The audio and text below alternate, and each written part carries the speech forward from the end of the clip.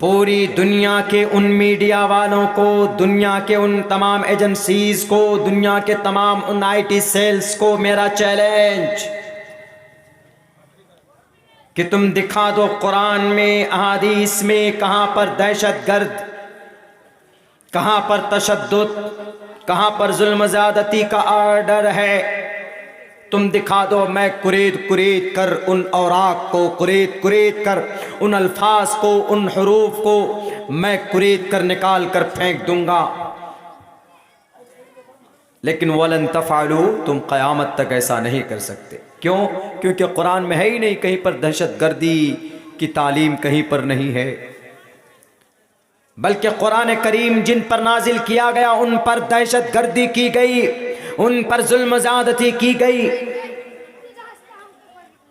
मुहम्मदुर रसूलुल्लाह ने किसी पर जुल्म ज़्यादती नहीं की, आपके सहाबा ने किसी के ऊपर जुल्म ज़्यादती नहीं की। अगर कोई बोलता है then 100% they completely don't know about that and about the last prophet Muhammad sallallahu alaihi wasallam. The prophet Muhammad sallallahu alaihi wasallam was the self-denial, modesty, kindness, and he was a sign of modesty in the world. The guidance of the last prophet Muhammad sallallahu alaihi wasallam, it is a sign and proof and to be succeeded in the world. आप अलैहि सलाम की जिंदगी कामयाबी की दलील अगर कोई इल्ज़ाम लगाता है तो यकीनन वो नहीं जानता। आप अलैहिस्सलातु वस्सलाम की नबूवत से पहले की ज़िंदगी देख लीजिए ना। बहुत लोग बोलते हैं कि नहीं, हम जो इल्ज़ाम लगा रहे हैं आपके मोहम्मद रसूलुल्लाह पर, वो नबूवत से पहले की जो 40 साल की ज़िंदगी है, हम उस पर एतराज़ करते हैं मोहम्मद रसूलुल्लाह की ज़िंदगी पर, क्योंकि तब तो नबी नहीं थे। तब हमारे सारे एतराज़ात बिल्कुल फिर बैठते। हमने कहा कि तुमको शायद ये भी मालूम नहीं कि मोहम्मद रसूलुल्लाह की जितनी अमन वाली और जितनी फॉलोएबल ज़िंदगी नबूवत के बाद की है, तो उससे पहले भी मोहम्मद रसूलुल्लाह की ज़िंदगी के अंदर अमन और शांति था और अस्सादिक और अमीन का खिताब दिया गया था। 40 साल की ज़िंदगी आप अलैहिस्सलाम मोहम्मद रसूलुल्लाह सल्लल्लाहु अलैहि वसल्लम की। हमने कहा कि देखो आप अलैहिस्सलाम का जन्म कब होता है? 571 ईस्वी 22 अप्रैल को तकरीबन आपका जन्म होता। आप पैदा होते हैं, इस धरती में आप आने के बाद आपका जन्म उस वक्त होता है जब आपके अब्बा मोहतरम का इंतकाल हो चुका होता है। मेरे भाइयों, उसके बाद आप अलैहिस्सलातु वस्सलाम की परवरिश कौन करती? दूध कौन पिलाता? चले जाते हैं, गांव में भेज दिया जाता है। आपकी परवरिश 4 साल तक गांव में होती। 4 साल के बाद वहाँ से जब आते हैं तो 6 साल की उम्र में आपकी माँ का इंतकाल हो जाता है। आपकी अम्मा आमिना सोमवती, आपकी अम्मा का इंतकाल हो जाता है 6 साल की उम्र में। उसके बाद फिर आप दादा की किफ़ालत में आ जाते हैं, दादा के अंदर कंसिडरेशन में आते हैं। उस वक्त भी आप अलैहिस्सलातु वस्सलाम की दादा की जब आपकी उम्र 8 साल होती है तो दादा का इंतकाल हो जाता। 8 साल का एक बच्चा, 6 साल के हुए तो अम्मा चली गई, 8 साल के हुए तो दादा चले गए। अब आप अलैहिस्सलाम किन के पास आ गए? ख्वाजा अबू तालिब के पास आ गए। अबू तालिब के पास आए, उनकी निगरानी में आ गए। वहीं से आप अलैहिस्सलाम थोड़े आगे बढ़ते। 15 साल की उम्र होती है तो एक जंग होती है वहाँ पर काबतुल्लाह में, कबीले कुरैश में और कबीले बनु कैस में, तकरीबन जिसको जंग फिजार कहा जाता है। आप उसमें शरीक होते हैं, 15 साल की उम्र। और आप अलैहिस्सलातु वस्सलाम ने बकरियां चराई है। बुखारी की रिवायत है, मा मिन रसूलिन इल्ला वक़द वरल गनम, कोई नबी और रसूल ऐसा नहीं गुजरा कि जिसने अपनी ज़िंदगी के अंदर बकरियां ना चराई हो।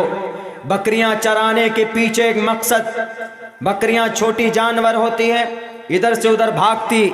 चूँकि नबी को एक नबूवत की जिम्मेदारी अदा करनी होगी, तो इसलिए शायद बचपन के अंदर हज़रत मूसा अलैहिस्सलाम और मोहम्मद रसूलुल्लाह सल्लल्लाहु अलैहि वसल्लम जैसे बकरियां लेकर गए, ताकि ये बताने के लिए ये कॉन्सेप्ट और समझाने के लिए कि इस तरीके से ये बकरियां इधर उधर भागेंगी, इनको कैसे समेटा जा सकता है। शायद इसी तरीके पर इंसान अपनी ज़िंदगी के अंदर गड़बड़ियां करेंगे, आपको परेशान करेंगे, दिक्कत करेंगे, तो गुस्सा होने की ज़रूरत नहीं है, बल्कि उनकी भी केयर करके अपने गुस्से के ऊपर कंट्रोल करके आपको उनकी निगरानी करनी है, उनकी इस्लाह करनी। बताओ दुनिया वालों, बड़े लिबरल बनते हो ना, कौन है तुम्हारे पास ऐसा है तुम्हारी जिंदगी के अंदर कोई ऐसा महापुरुष महाआत्मा जिन्होंने अपनी जिंदगी के अंदर बकरियां चराई हो, जो बिना बाप के बिना माँ के अपनी जवानी को अपने बचपन को भार कर ऊपर लेकर आया हो? नहीं पेश कर सकते तुम। ये सिर्फ हमारे पास है जिनका नाम मुहम्मदुर रसूलुल्लाह सल्लल्लाहु अलैहि वसल्लम है। 15 साल की उम्र में चचा के साथ चले जाते हैं, एक जंग में तीर पकड़ा कर देते, दुश्मन से मुकाबला करते, दुश्मन से। ये भावना और ये जिंदगी का एक मेथड, एक तरीक़ा मुहम्मद रसूलुल्लाह सल्लल्लाहु अलैहि वसल्लम का था। मेरे भाइयों, मेरे साथियों, उसके बाद जब आपकी उम्र कितनी होती है? 20 साल की उम्र होती। आज हम लोग अगर किसी का मॉब लिंचिंग हो जाए या किसी के ऊपर कोई जुल्म हो जाए तो हम लोग खड़े नहीं होते। क्यों? हम लोग इसलिए खड़े नहीं होते कि मौलाना हमें सरकार अंदर कर देगी, ये परेशान हो जाते हैं कि नहीं, डर जाते हैं। डरने की ज़रूरत नहीं है। अभी हावड़ा के अंदर एक लड़का, शायद मोहम्मद अनस नाम का, 4 दिन पहले पुलिस घर पे गई, रात में पुलिस नहीं थी, वो शायद उसके कोई दुश्मन। वो लड़का पढ़ता था कहीं, शायद जामिया वगैरह में कहीं पढ़ता था या किसी यूनिवर्सिटी में पढ़ता था। गया, रात को पुलिस आई और पुलिस ने ये कहा कि हम पुलिस वाले अपने बेटे को भेजो। बेटे को भेजा तो बुलाकर उसकी लाश उसके घर पे गई। क्या करेंगे अब हम लोग क्या करेंगे? We are civilian, we are Indian, हम क्या करेंगे अब? And before that we are Muslim, हम मुसलमान भी हैं, बंगाल के रहने वाले भी हैं, तो हम क्या करेंगे? अब हमें देखना है कि मोहम्मद रसूलुल्लाह ने ऐसे मौके पर क्या किया। भारत के अंदर तो इजाज़त है संविधान में, protection certain life and personal liberty, Bharat के संविधान का आर्टिकल नंबर 21 कहता है protection of right personal liberty, protection of your life and personal liberty, ये कहता है उसकी रक्षा करना है। लेकिन हम लोगों को क्या करना है? तो हम मुसलमानों को नहीं बल्कि हम भारतीयों को जमा होकर एक संगठन बनाकर, एक मजबूत सोशलिस्ट होकर, एक रिफॉर्मर होकर हम मुकाबला करेंगे इन जालिमों का, हम मुकाबला करेंगे इन उपद्रवियों का, हम मुकाबला करेंगे, हम बोलेंगे खिलाफ में और कानूनी कार्रवाई करेंगे इन जुल्मों इन जालिमों के ख़िलाफ़। इसलिए कि अल्लाह के नबी अलैहिस्सलातु वस्सलाम की ज़िंदगी में ऐसी मिसाल और ऐसा वाक़या मिलता है।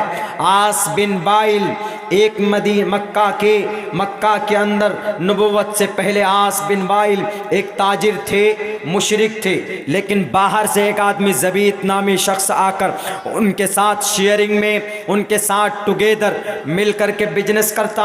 आस बिन वाइल ने जो मुनाफा हुआ अपने आप अपने बैंक बैलेंस बनाकर रख लिया कि नहीं, हम तुमको तुम्हारा हक नहीं देंगे। तो फिर क्या होता है? वो आदमी बाहर का था। जैसे मैं आपके इस बस्ती में सीमांचल से चढ़कर मैं पहुंचाऊं, आपके इस बस्ती में मौलाना जरजीस अंसारी उत्तर प्रदेश से आपके यहाँ आए, तो यहाँ के लोकल आदमी अगर मुझ पर जुल्म ज़्यादती करेगा तो मैं तो लोगों से फरियाद करूँगा, मैं तो कलियाचक के पुलिस थाने में जाऊँगा या कलियाचक के जो हमारे दोस्त हैं उनको कहूँगा कि मुझ पर जुल्म ज़्यादती हुई, मेरा हक और इंसाफ दबा लिया गया, इसलिए मुझे इंसाफ दिलाइए। तो सेम इसी नहज पर, इसी तरीके पर ज़बीद ने मक्कतुल मुकर्रमा के बड़े बड़े लोगों के पास जाकर अपनी शिकायत पेश की कि आस बिन वाइल ने मेरा हक नहीं दिया, मेरे हक को उन्होंने छुपा कर रख लिया है, ज़रा आप लोग इंसाफ दिलाइए। नबी पाक अलैहिस्सलाम के कान में आवाज़ पहुँचती, अब्दुल्ला मोहम्मद इब्न अब्दुल्ला के कान में आवाज़ पहुँचती तो मोहम्मद रसूलुल्लाह कहते हैं कि ऐ नौजवानों, मक्का के दरो दीवार में किसी का हक नहीं लिया जाएगा, किसी के ऊपर जुल्म नहीं होगा, किसी के ऊपर कोई ज़्यादती नहीं होगी। आओ मैदान में निकल पर। सारे नौजवान निकल कर आए, पूरी एक टीम बनी, पूरी एक कमेटी बनाई गई है और उस टीम और उस कमेटी का नाम हिल्फुल फुजूल रखा जाता। उस कमेटी का मकसद सिर्फ ये था कि अगर किसी का मॉब लिंचिंग हो जाए तो उसको इंसाफ दिलाया जाए। उस कमेटी का मकसद सिर्फ ये था कि अगर किसी बेटी की इज्जत लूटी जाए, उसके सर से दुपट्टे को हटाया जाए, हिजाब का विरोध किया जाए, तो उस कमेटी के जरिए से यहाँ के डिस्ट्रिक्ट मजिस्ट्रेट के ऑफिस में रिट पिटीशन दायर किया जाए। मैं आज के ताल्लुक से बात कर रहा हूँ। उस कमेटी का मकसद सिर्फ ये था कि we are but reformers, we are not but reformers. हम सोशलिस्ट हैं, हम दूसरों को मुनाफा पहुंचाएंगे, दूसरों को नुकसान कभी नहीं करेंगे। हिल्फुल फुजूल किस वक्त में 20 साल की उम्र थी मोहम्मद रसूलुल्लाह की। दुनिया वालों बताओ, मोहम्मद रसूलुल्लाह के अलावा तुम्हारे पास है कोई जो 20 साल की उम्र में कौम के लिए, 20 साल की उम्र में अपने समाज को इंसाफ दिलाने के लिए, 20 साल की उम्र में एक अजनबी इंसान के हक को दिलाने के लिए एक तंजीम बनाई हो? तुम्हारे पास है, मैं जानता हूं, लेकिन तुम नहीं जानते कि उन्होंने कोई महान काम किया था। जवानी के बाद 40-50 साल के बाद कोई अच्छा काम किया होगा, लेकिन बताओ 20 साल की उम्र में इंसान की जिंदगी लड़कपन की होती।